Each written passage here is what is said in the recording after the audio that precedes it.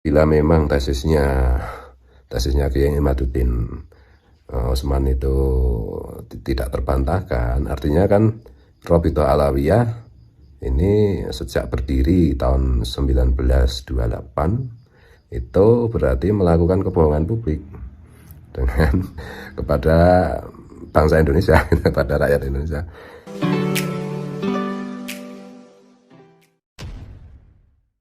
Assalamualaikum warahmatullahi wabarakatuh. Kembali berjumpa dengan saya di channel Gagasan Progres 79.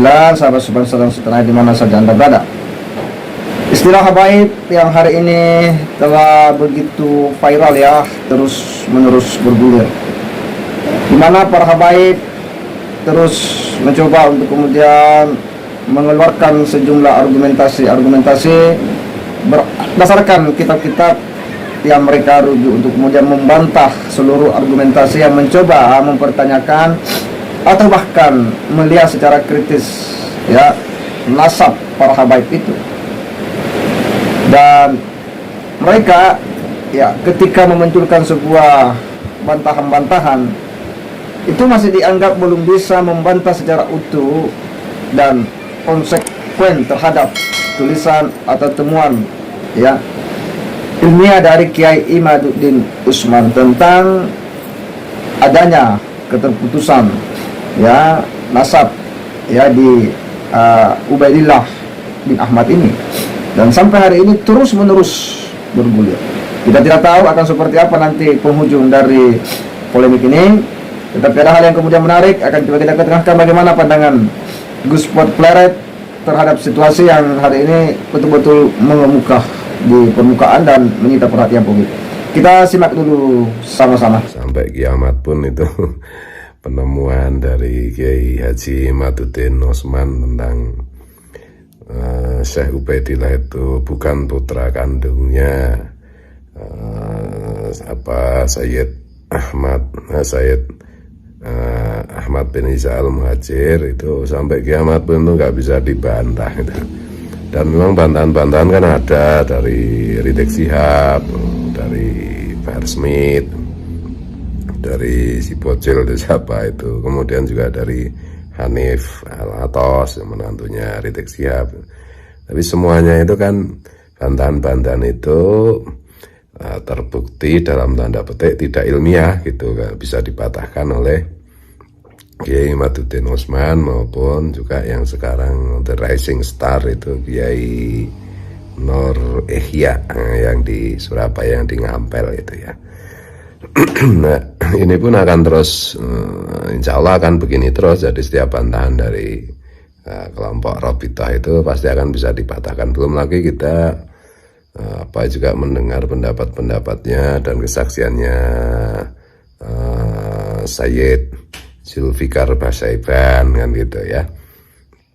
Nah, dan juga mulai berkembang juga mengenai fakta sejarah yang sebenarnya sudah lama saya ketahui itu sejak saya SMA itu, bahwa Habib Utsman bin Yahya Mufti Batavia itu adalah empek penjajah VOC. Dan dia adalah salah satu penyokong data yang terbesar untuk kepentingan kerja Dr. Snuk Gur-Gurnya gitu ya, yang menyamar menjadi ulama dengan sebutan Syekh Abdul Karim apa siapa itu. Snuk Gur-Gurnya itu seorang orientalis beragama Yahudi gitu, yang menulis buku The Acehus itu yang paling fenomenal ya. Meneliti bekerja untuk pemerintah penjajahan Belanda di Nusantara untuk bagaimana agar bisa menundukkan perlawanan umat muslim terhadap penjajahan gitu, dan menyamar sebagai ulama dan bisa masuk, bahkan bisa masuk ke Mekah, ke Madinah gitu, bisa mengelabui ulama-ulama Timur Tengah atau ulama-ulama Hijaz bisa dikelabui. Nah, salah satu anak buahnya kan Habib Utsman bin Yahya Mufti Batavia, Mufti Betawi gitu, itu anak buah dan foto-fotonya juga ada itu. Dan sekarang udah rame dibicarakan di publik gitu. Nah kemarin itu ada omongan dengan teman-teman itu, dengan demikian bila memang tesisnya Kiai Imaduddin Osman itu tidak terbantahkan, artinya kan Rabithah Alawiyah ini sejak berdiri tahun 1928 itu berarti melakukan kebohongan publik dengan kepada bangsa Indonesia, kepada rakyat Indonesia dengan mengaku bahwa anggota mereka itu adalah Dzurriyyatur Rasul yang disebut Habib itu, padahal faktanya kan tidak gitu ya. Faktanya menurut penemuan Kiai Imad dan ternyata kan tidak. Berarti ini kan satu kebohongan publik gitu. Bahkan dari pembicaraan dengan teman-teman itu, apakah Rabithah Alawiyah itu perlu dilaporkan ke polisi atas kebohongan publik ini gitu. Jadi bukan karena kebencian atau bukan karena apa, supaya semua terungkap. Karena kalau misalnya dibawa ke pengadilan kan nanti terjadi sidang adu argumen dari para ahli gitu. Dari misalnya saksi ahlinya yang dari kubu yang melaporkan tuh Kiai Imaduddin, Kiai Nur Ihsan gitu. Nur Ihya ya, bukan Nur Ihsan, Kiai Nur Ihya yang Surabaya dan seterusnya. Dan mungkin juga dari kubu yang dilaporkan dari Rabithah Alawiyah juga bisa mengajukan pakar nasab mereka yang mendukung klaim mereka bahwa Syekh Ubaidillah itu adalah putra Sayyid Ahmad bin Isa Al-Muhajir gitu. Nah dari situ kan publik bisa mengetahui dan mengikuti debat ilmiah yang terbuka, yang fair, yang tidak dilandasi oleh suka atau tidak suka, dan dengan cara yang lebih terbuka, bukan dengan cara yang dalam tanda petik itu taktik gerilya gitu. Misalnya Rabithah Alawiyah yang bikin surat edaran begini dan begitu membantah gitu. Kemudian ada bocil-bocil basar mereka ngomong ngawur tanpa dasar ilmiah gitu.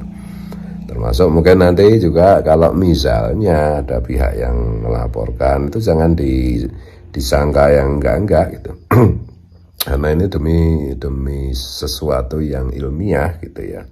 Demi sesuatu yang ilmiah gitu. Dan kalau memang Syekh Ubaidillah itu ternyata memang tidak terbukti sebagai putranya Sayyid Ahmad bin Isa Al-Muhajir, itu apa tahu gunanya itu? Ya banyak gunanya, karena selama ini klaim tentang Syekh Ubaidillah itu Dzurriyyatur Rasul itu dalam kenyataannya sudah dipakai untuk eksploitasi hal-hal yang sifatnya duniawiyah dan bahkan hal-hal yang sifatnya menyangkut harta benda maupun politik gitu, maupun gerakan politik, dan itu bagaimanapun juga merugikan umat Rasulullah gitu loh. Nah, sekedar tambahan catatan misalnya begini, ini kan juga diperkarakan juga mengenai silsilah Wali Songo gitu loh. Apa itu sekarang kelompok Rabithah Alawiyah kan mengatakan Wali Songo itu Asmat Khan, termasuk keturunannya Syekh Ubaidillah. Kemudian dzurriyyatnya Syekh Wali Songo mengatakan bahwa Wali Songo itu bukan dzurriyyatnya Syekh Ubaidillah gitu. Dan Sayyid Zulfikar Basaiban juga mengatakan bahwa ketersambungan nasab Wali Songo itu ke Rasulullah bukan melalui Ubaidillah. Ini bisa dicari sendiri penjelasan-penjelasan itu kan di vlog-vlog YouTube kan banyak banget ya. Aku enggak untuk menceritakan itu secara detail gitu. Dan ini tadi saya mau ngasih catatan gitu. Kalau dzurriyyat Wali Songo itu kan ya berabad-abad terbukti tidak pernah minta diakui sebagai keturunan Rasulullah, tidak pernah menggunakan statusnya sebagai keturunan Wali Songo itu untuk kepentingan duniawi gitu. Nah, akhir-akhir ini aja karena kelompok Rabithah Alawiyah itu terus menerus dalam tanda petik ada banyak oknum yang mengeksploitasi statusnya dengan mengaku-ngaku sebagai Dzurriyyatir Rasul yang kontraproduktif gitu, yang merugikan umat Rasulullah, terutama yang kalau di Indonesia ya yang Nahdiyin gitu. Kalau Muhammadiyin atau Salafiyin kan nggak peduli ya kayak gini, yang jadi korban itu kan Nahdiyin kan. Dan mulai juga dengan klaim-klaim hadis-hadis yang dongeng, bahkan hadis-hadis yang palsu mengenai hak-hak sebagai Dzurriyyatur Rasul itu. Dan mungkin juga kalau kembali ke misalnya ada yang melaporkan itu membawa ke pengadilan fenomena Rabithah Alawiyah ini, mungkin juga di situ salah satu solusinya adalah tes DNA dan tes DNA pun ya pasti ambiar nanti itu loh. Jadi ada teman juga yang ngirimi nge-mention saya gitu ya, terus apa ruginya bagi kita semua kalau mereka itu bukan Dzurriyyatur Rasul, dan apa ruginya juga kalau mereka itu benar Dzurriyyatur Rasul. Artinya itu ngapain juga diperkarakan loh. Enggak, ini bukan masalah saya dan kamu, ane dan antum, bukan loh. Ini masalah kepentingan umat Rasulullah. Jangan sampai umat Rasulullah itu dikibulin, dibohongin. Man ghosana falaisa minna. Siapa yang menipu, membohongi kami, Rasulullah dan umatnya, semua manusia, berarti dia bukan golongan kita, bukan golongan kami. Ya itu dah. Itu loh. Nanti juga saya udah berkali-kali bilang bahwa menyangkut misalnya ada juga yang mention saya bagaimana itu nanti jalur nasab Datuk Kalampean termasuk Gerusuk Kumpul ya. Saya itu sudah dikasih tahu sama ahli nasab itu bahwa Datuk Kalampean itu nasabnya itu ternyata tidak lewat Ubaidillah sampai ke Rasulullah itu, gitu loh. Ini nggak ada urusannya dengan urusan ini. Tapi terlepas dari apapun itu, karena ada hadis yang sudah sering dikutip oleh Kiai Imat juga bahwa ya nasab itu sesuatu yang penting lah. Kalau orang ngaku bernasab dengan bohong itu intinya kan ya masuk neraka jahanam. Nah yang mendukung juga ya sama, berarti kan diikutkan. Ini kebenaran ini penting gitu loh, kebenaran ini penting karena juga bedanya gini loh, kalau Dzurriyyatur Rasul yang lewat Wali Songo yang tidak pernah minta pengakuan, yang tidak pernah merasa perlu diakui, itu kan tidak pernah mengeksploitasi, mengkapitalisasi statusnya, darahnya, enggak pernah kan itu. Nah sekarang kan fenomenanya itu kan kelompok banyak oknum dari Rabithah Alawiyah itu yang bahkan ketuanya sendiri itu ditengarai juga tidak beda gitu loh. Dan semangatnya juga kita baca kan beberapa oknum itu kan mau bikin semacam kasta, mau meneruskan kebijakan pemerintah penjajahan Hindia Belanda di Nusantara dulu toh, yaitu membuat kasta gitu. Zaman Belanda kan kalau orang Eropa itu kasta nomor 1, orang turunan Arab, Yaman, terus India, Cina itu nomor 2, atau pribumi nomor 3. Ini mau dikembalikan dengan memperalat hadis-hadis dhaif, pendapat-pendapat ulama yang dhaif juga. Ini kan berbahaya sekali, itu merusak Islam, merusak umat Rasulullah gitu loh. Kalau merusak Rasulullah dengan menggunakan nama Karl Marx atau Stalin gitu, atau Hitler, itu lebih mudah diatasi ya. Merusak ajaran Rasulullah, merusak umat Rasulullah dengan membawa nama Rasulullah, wah itu sulit sekali itu. Dan Rasulullah kan bilang toh, Islam itu ya tidak akan bisa dihancurkan dari luar. Islam itu ya cara menghancurkannya adalah dari dalam, dengan menjual nama Rasulullah dan seterusnya gitu. Migrasi orang-orang Islam berpindah ke agama lain itu bukan karena secara umum itu bukan karena agama agama lain itu berdakwah untuk mengajak umat Islam ke agama mereka, tapi faktanya gitu loh, orang Islam itu pindah agama karena kecewa dengan sesama orang Islam, yaitu Islam bagian katrok-katrokan, galak-galakan, keras-kerasan itu. Kemarin tuh saya ngomong begini sama teman-teman guru SMA gitu yang kebetulan silaturahim ya, sahabat-sahabat saya dulu gitu. Sekarang juga tetap bersahabat itu. Saya bilang Islam jangan keras-keras, nanti pada murtad nanti gitu. Nah, guru agama itu Pak Imam namanya, sahabat saya itu aktivis Muhammadiyah kebetulan. Beliau ceritain, kemarin itu ada anak perempuan itu, dulu saya paksa pakai jilbab, udah mau pakai jilbab, tiba-tiba bulan kemarin saya ketemu dia itu kok nggak pakai jilbab lagi ya. Saya tanya, Dok, kamu sekarang nggak pakai jilbab lagi? Nah, jawabnya sangat mengejutkan. Maaf Pak Imam, saya sekarang bukan muslimah, saya sekarang masuk agama Nasrani. Nah gitu. Kemudian ada teman Pak Heru, Pak Heru sahabat saya juga, guru SMA juga, itu dia bilang, anak saya itu kalau suruh kemarin tuh saya tuh agak keras menyuruh, ayo salat le, mungkin saya agak keras nadanya atau gimana itu. Anak saya langsung jawab gini, kalau saya dipaksa pas saya salat terus, saya mau pindah agama aja Pak. Itu ya. Jadi ya yang kita lakukan semua ini kan untuk kepentingan umat Rasulullah gitu ya.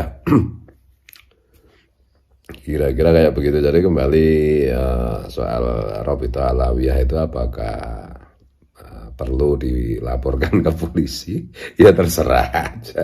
Tapi kok saya itu semacam ada kekhawatiran pasti nanti ada kelompok-kelompok tertentu yang melihat diskursus ini, pada akhirnya mungkin akan mengambil keputusan untuk melaporkan Rabithah Alawiyah gitu ya. dengan tuduhan melakukan jenis kebohongan publik ya, kebohongan publik hampir 1 abad ya.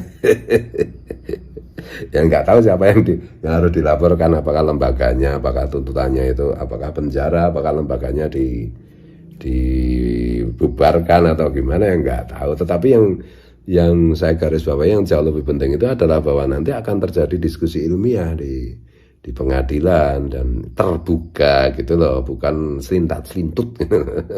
Bukan asal bunyi terus bocil aja gambleh gitu, nggak mutu kayak gitu. Jadi perang vlognya itu kadang-kadang asal bunyi kan gitu, nggak ilmiah sama sekali gitu. Terus kemudian juga asal menghead gitu ya, asal menyerang dengan kebencian gitu ya. Bahkan webnya Kiai Imaduddin aja diretas gitu. Ini juga IG saya juga diretas lagi ini. Saya nggak bisa main IG ini. Ya nggak apa-apa. Dan jauh lebih penting lagi itu pertaruhan kita kan sekali lagi hidup ini singkat ya nanti di akhirat, nanti kalau kita udah di alam barzah lah, bikin reuni lah. Siapa yang benar, siapa yang salah. Iya, dari ulasan Gus Pot Pleret ini ya, dia betul-betul tegas melihat persoalan ini, bahwa ini adalah persoalan serius yang hari ini mewarnai dinamika wacana keberagamaan kita di Indonesia, di Nusantara ini, di mana istilah habaib ini bukan hanya sekedar sebuah istilah atau peristilahan semata, tetapi ini menjadi sesuatu yang fenomenal, dalam artian karena istilah habaib ini ya oleh sebagian orang ya melihat ada oknum-oknum tertentu yang seolah-olah memanfaatkan itu ya untuk kemudian ya melawan misalnya rejim ya. Nah, karenanya banyak orang melihat bahwa ini bukanlah sebuah fenomena sosiologis semata ya, tetapi ini hal yang begitu serius untuk kemudian diluruskan. Nah, apa yang disampaikan oleh Gus Pot Pleret bahwa